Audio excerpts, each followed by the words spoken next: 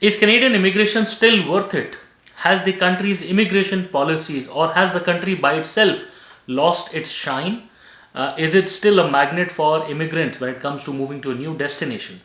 Guys, off lately, I've been going through conversations with a lot of clients, a lot of prospective immigrants, a lot of practitioners as well, and there is a sort of a negative sentiment, very deep and very strong negative sentiment when we talk about immigration, especially with regards to Canada. People are just not confident on the system. I know there have been a lot of news around, say 2.5 million temporary residents. The Canadian Immigration Department putting up targets or reducing the number of temporary resident visas. The Immigration Department actually flattening the graph of permanent residents in the coming years. The recent news on international students as well, and the local news channels are also talking about immigrants leaving Canada. Under all the negativity that has been going around, the frustration amongst the people, I think it becomes increasingly important for us to analyze the truth around whether it's still worth, the Canadian immigration, is it still worth it, or has the country actually lost its shine when it comes to being a magnet of immigrants around the globe. So guys, in this video we will talk about this topic in detail. Please be sure to watch the video till the end. My name is Sahil.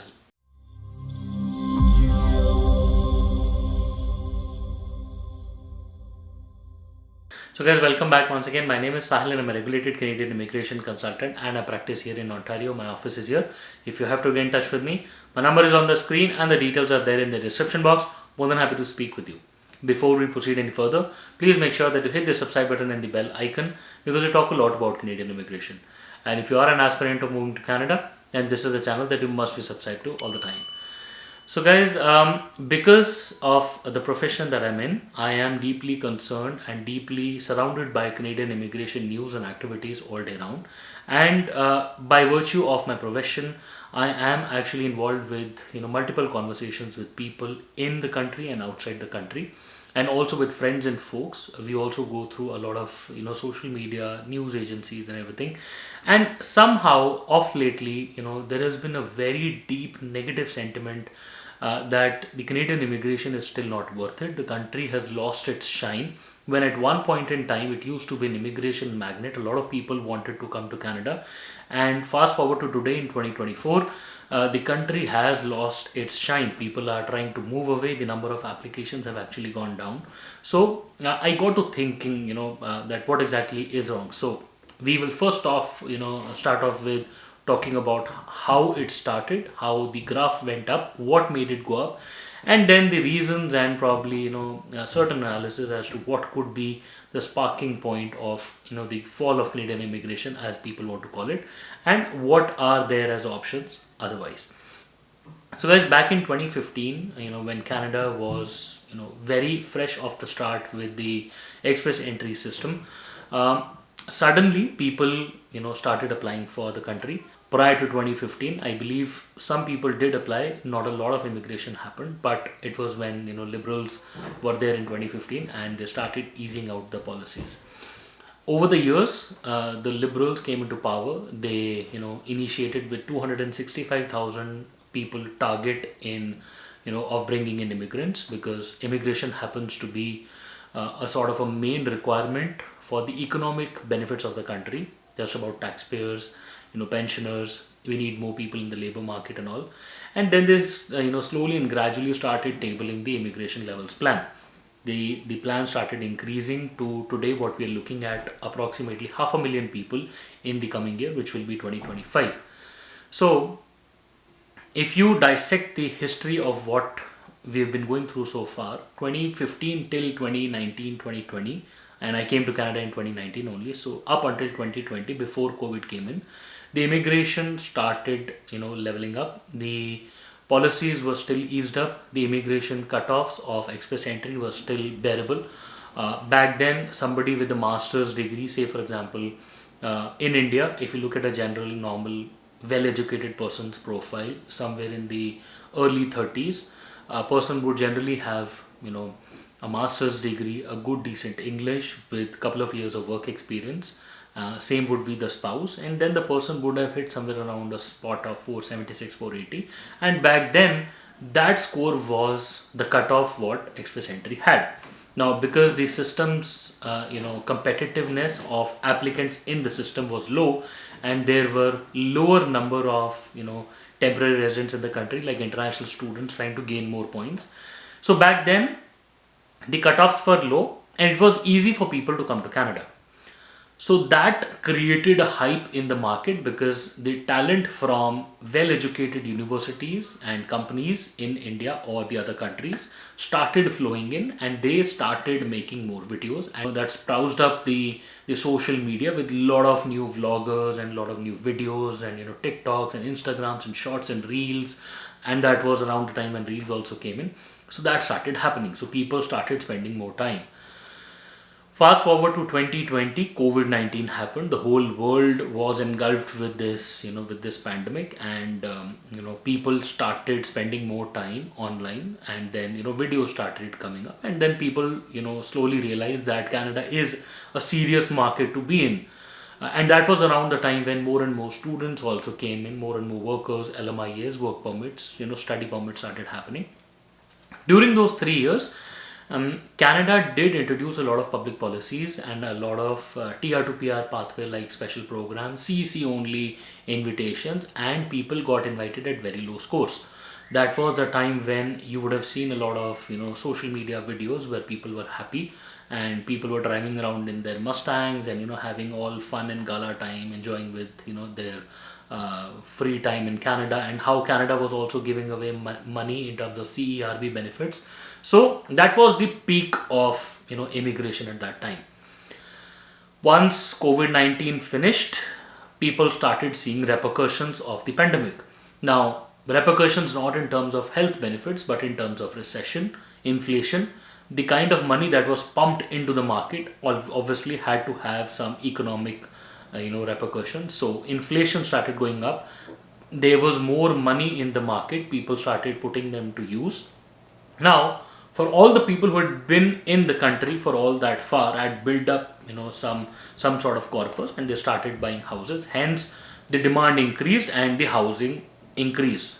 So was the inflation, and that was the time when Canada was seeing a surge of international students and workers, because everybody was eyeing those videos and thought that Canada happened to be the perfect destination.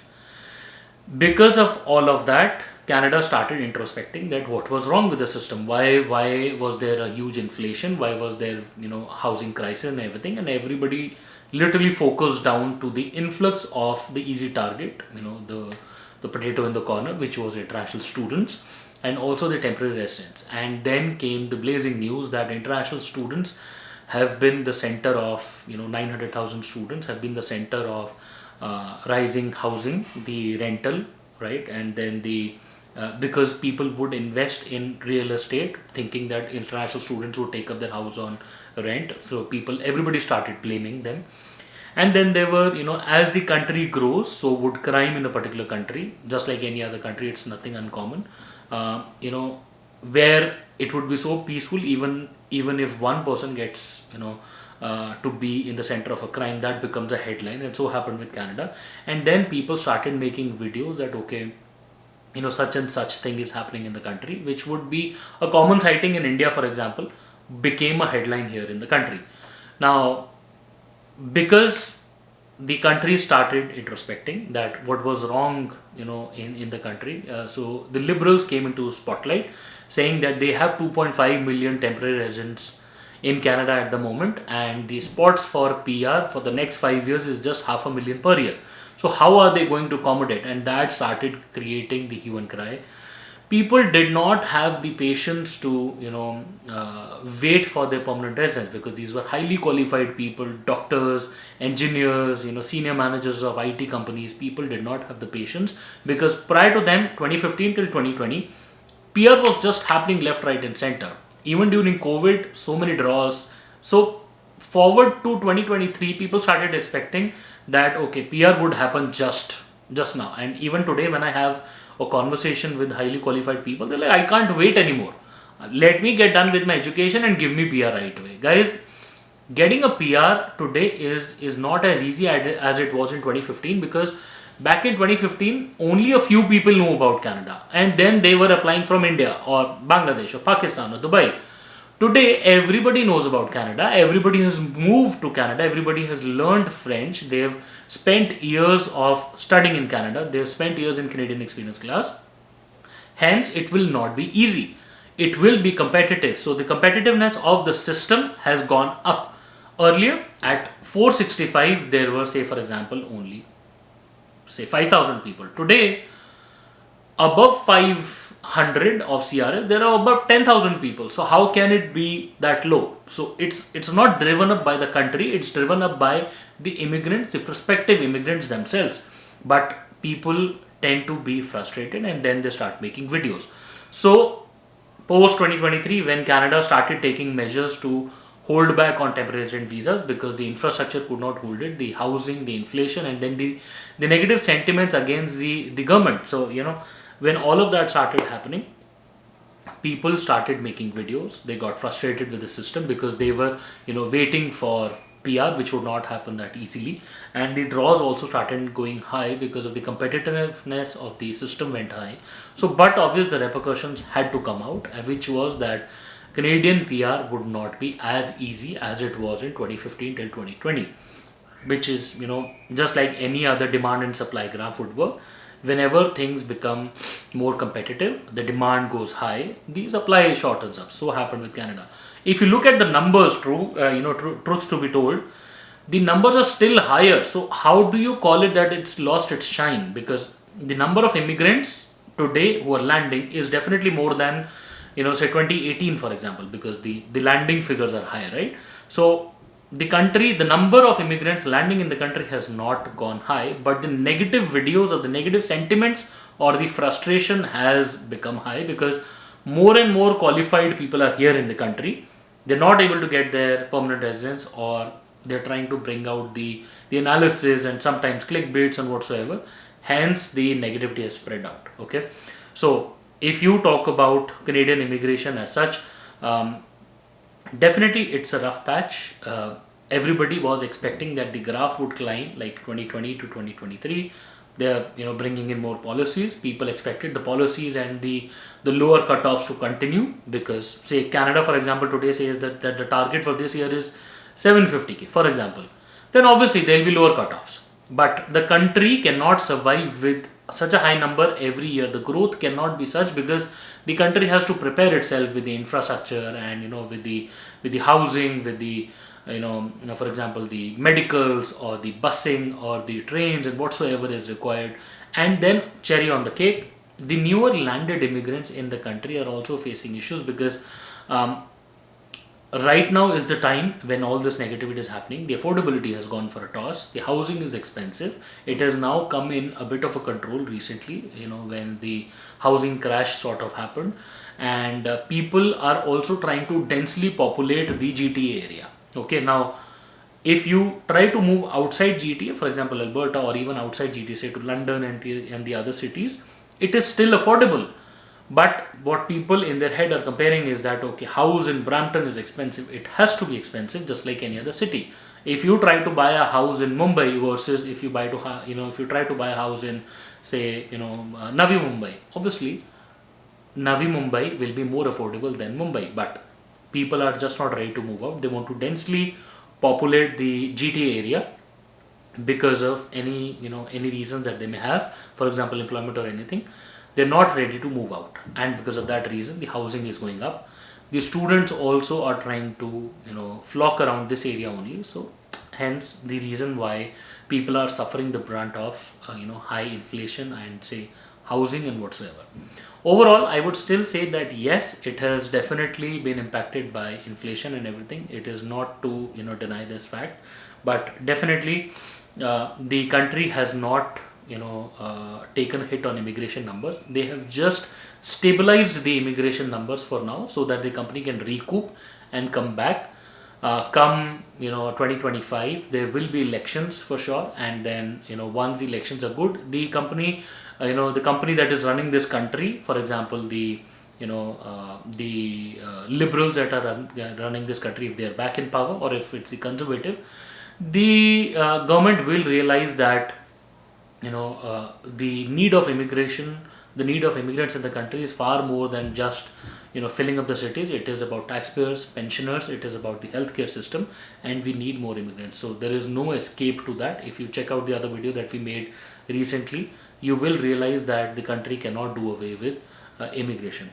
Now, as far as the shine is concerned, of late there was also a spat between the leaders of Canada and India, Modi versus Trudeau, and it was made a sensational big news just with a little bit of something that happened between the two leaders. It got taken up to people being laid off, and then the world discussing it on multiple forums, where people saying that the leader of Canada has picked up fight with the wrong guy and all.